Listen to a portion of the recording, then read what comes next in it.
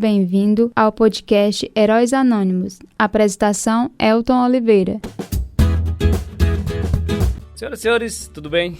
É isso aí, vamos dar início a mais um episódio. Vai ser o quinto episódio aqui dessa jornada show de bola aqui sobre as culturas da farinhada e também a história de Sebastião de Abreu, distrito aqui de Pentecoste. Gente, a gente vai dando continuidade aqui ao nosso último tópico, que é a fabricação dos principais produtos de venda e consumo das farinhadas, farinha e goma.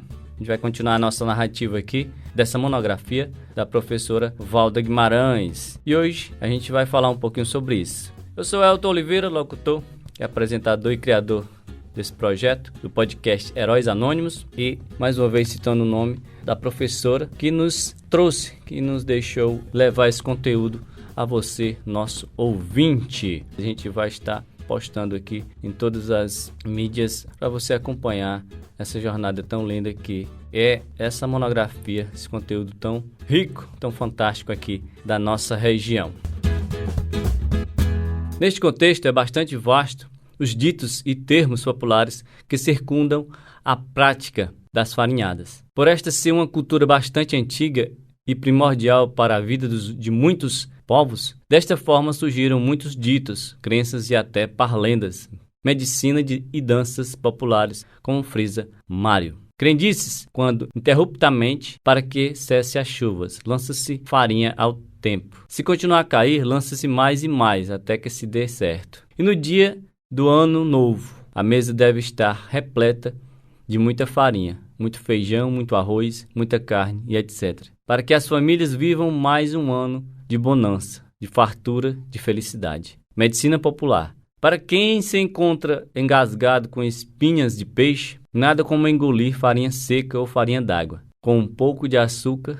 Dança popular. Farinha queimada, espécie de bailado popular que Araripe Júnior registrou no Ceará. Parlendas. A bênção luas, me dê um pão com farinha para dar à minha galinha que está presa na cozinha.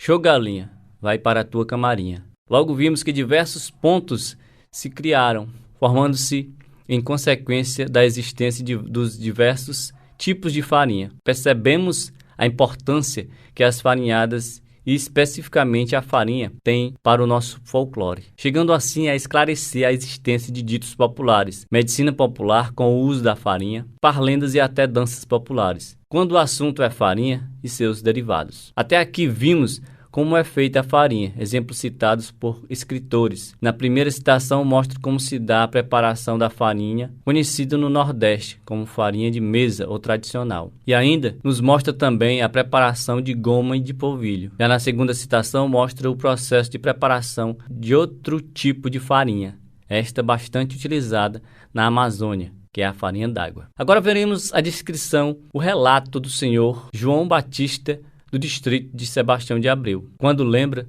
das muitas farinhadas que ele participou nas décadas de 1950. Adiante nos conta como se era feita a goma. Trazida a mandioca do roçado, é levado para o tanque para ser lavada. Depois começa a descascar a mandioca para ser serrada. Para que esta fosse serrada, era utilizada uma roda para ser manuseada. Era preciso de 2 homens, onde puxava a roda e soltava, onde o outro tinha que ser ágil para pegar bem rápido a roda. Também era preciso de um outro homem para sentar no banco da tarisca. Então este vai serrando a mandioca, que vai caindo a massa na concha, botando em outra vasilha e misturava com água. As mulheres mexiam com as mãos para que assim a manipoeira caíssem embaixo de um tanque. Quando o mesmo estava cheio, elas davam uma parada no trabalho e deixavam assentar a goma. Depois de assentada, escorria a manipoeira em um pano tipo uma rede que é torcido por 2 mulheres, uma de cada lado para enxugar a goma. Quando estava seca, começavam a ensacar a goma. Quando fui conversar com o senhor João Batista sobre as farinhadas, grande foi a sua alegria ao falar da época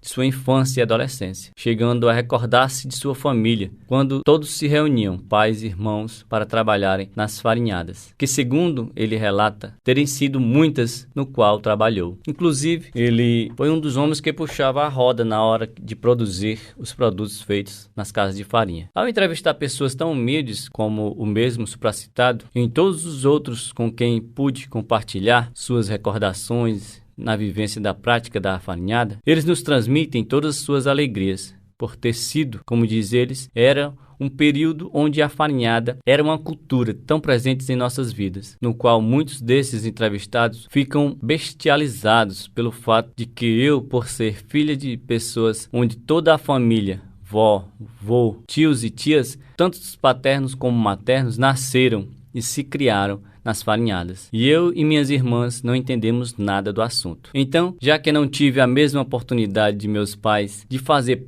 parte dessa cultura, é interessante lembrar aos leitores que hoje posso e estou fazendo parte, coletando depoimentos, presenciando de fato um pouco dessa prática, indo diretamente nas casas de farinha, nos períodos de produção dos produtos fabricados nas farinhadas, mesmo infelizmente não sendo da mesma forma de que como viveram e presenciaram os meus entrevistados, por vários motivos foram se renovando e se modificando. Mesmo assim dá para se ter uma noção, mesmo não sendo plena de forma como eles vivenciaram, mas está valendo a pena. Mas tenho a certeza de que estarei contribuindo para que, posteriormente, as crianças que já estão e as que ainda estão por vir possam compreender que verdadeiros heróis são pessoas como eu, como você, leitor, nós que a cada dia fazemos a verdadeira história. Como essas pessoas puderam, que com muita simplicidade se doaram para relatar um pouco e até muitos de suas vidas, e quando estas vidas chegam ao fim, aqui na Terra, jamais serão esquecidas, pois até ainda quem não chegou nesta vida, mas já está programada, ouvirá falar destas pessoas, pois as mesmas fizeram questão de compartilhar conosco um pouco de suas vidas na prática cultural das farinhas, quando esta